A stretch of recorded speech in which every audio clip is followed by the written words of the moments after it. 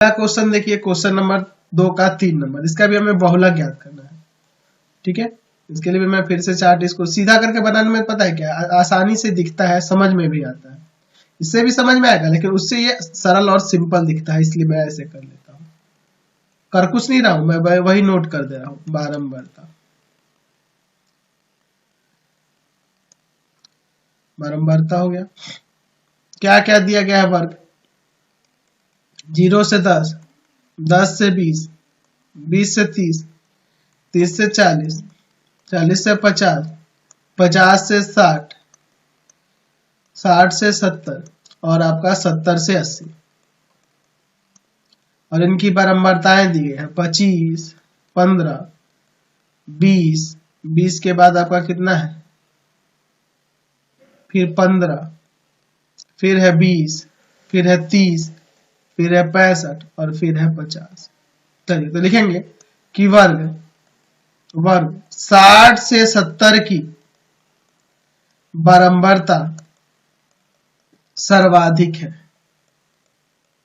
सर्वाधिक है। यानी कि यहां से हम कह सकते हैं कि बहुलक वर्ग जो होगा, बहुलक वर्ग जो होगा वह आपका 60 से 70 हो जाएगा। ये आपका बहुलक वर्ग हो गया।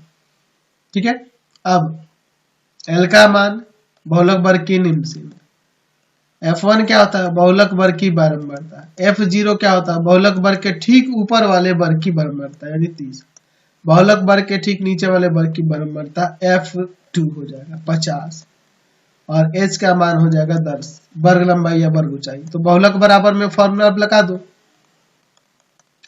L plus F1 minus F0 बटा में 2F1 minus F0 minus F2 और गुना में H।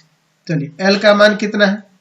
L का मान आपका 60 है, F1 का मान है 65, F0 का मान है 30 और बटा में 2F1 यानी कि 2 गुना 65 माइनस F0 है 30 है ना, और F2 है आपका 50 और गुना में H का मान है 10।